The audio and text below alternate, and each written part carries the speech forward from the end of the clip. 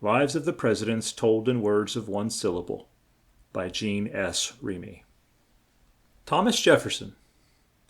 When Thomas Jefferson was a boy, his home was so near the Indians' camp, and he saw so much of them, that I am sure all boys will like to read of him.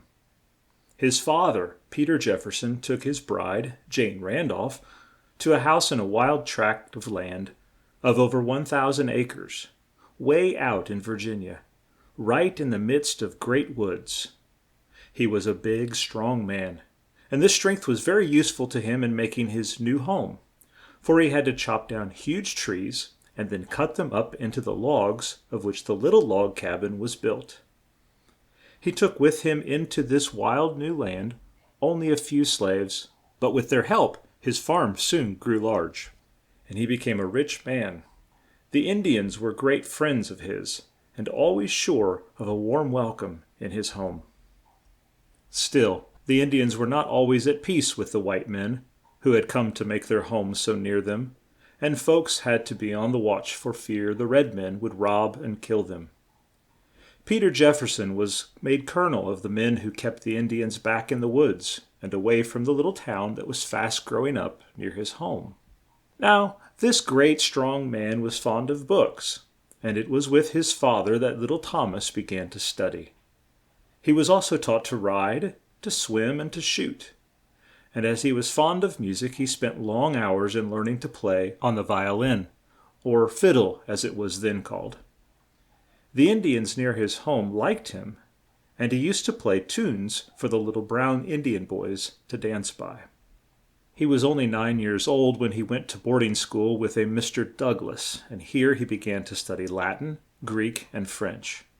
He was so near home that he did not stay away long at a time. And indeed, this home was such a happy one, so full of life and fun, that he did not want to be away from it long at one time. But this happy time did not last long, for Thomas was but 14 years old when his brave father was shot in a fight with the Indians. This boy was now at the head of as big a place as the father of George Washington had left to him. And though he kept on with his books, he had the care of this great farm to think of and plan for.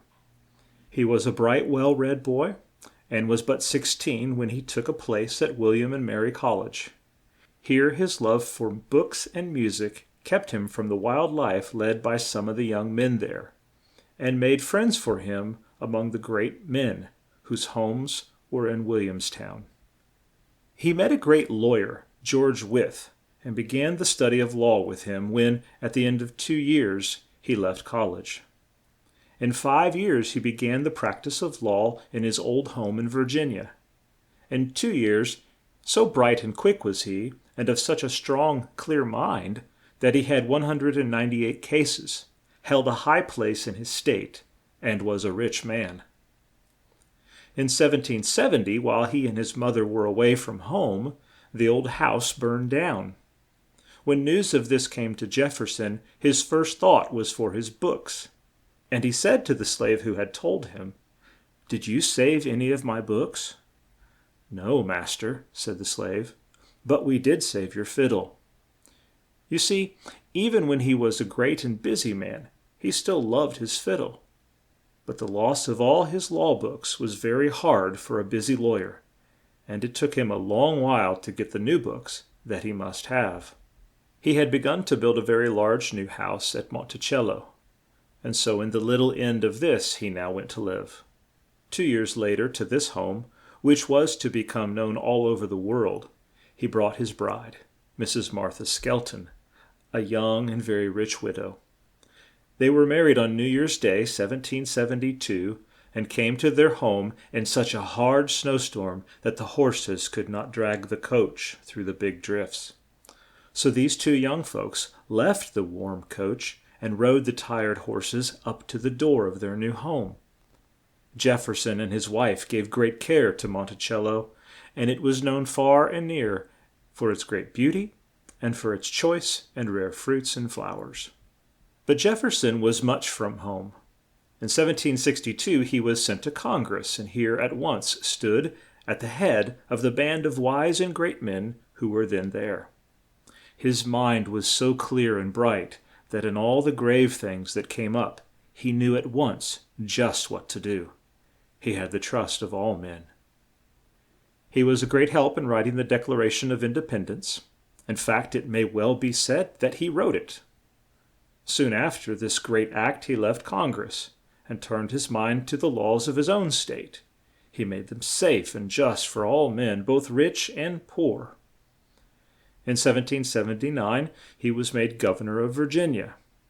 And now his work was hard. Not only must he find a way to keep the Indians from the houses of the white men, but the British came down to the south and laid his fair home in ruins. Not for long years did Monticello grow in beauty once more. But through all the dark years of war, Jefferson did his work well. He forced back the Indian foes and gave help and aid to his state while the war for independence went on. When the war was at an end, this strong, just man with his clear, wise brain was just the one to stand up for our rights in the lands across the sea. So he was sent to France at the time Adams was in England. While here, he had a bill passed by which England said she would look on our land as free, and this was a big point for us to gain. When Jefferson came home, he was made Secretary of State, and in this high office did much good work. It was he who first gave us our coins to use in place of the English coins, which up to that time had been in use here. Now, Alexander Hamilton was in charge of the work of making the coin, and a great feud came up between him and Jefferson as to how this should be done. Men, of course, took sides in this strife, and so two bands sprang up, which were known as Republicans and Federalists. Today, these two bands are known as Republicans and Democrats. Alexander Hamilton was killed in a duel by Aaron Burr in July 1804. In 1801, Jefferson was made president, and while he was in the chair, this land grew strong and great. Our first steamboat was built by Robert Fulton while Jefferson was president, and it did not look at all like the great boats of today. It was a heavy, clumsy boat, which went by sails as well as steam. Jefferson tried hard to put an end to the slave trade, which he felt was a great wrong. He thought, too, that folks should have the right to serve God in their own way, and he held that only men who could read and write should vote. He was a great and a wise man. Books were his dear friends, and so one of the hardest things he had to do after he went home to Monticello, when he left the White House, was to sell all his books to Congress in order to get money to live on.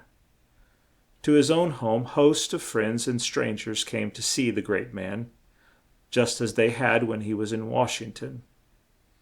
But he sold his books so cheap that the money did not help him much, and at last it seemed as if he must sell his dear old home.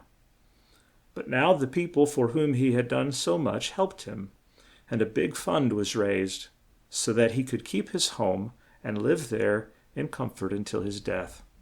He lived to be a very old man, and even when he was so weak he could not rise from his bed, his great strong brain was still clear.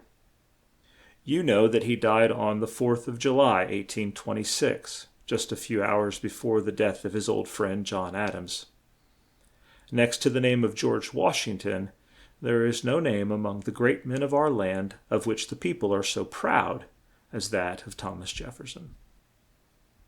End of chapter 3.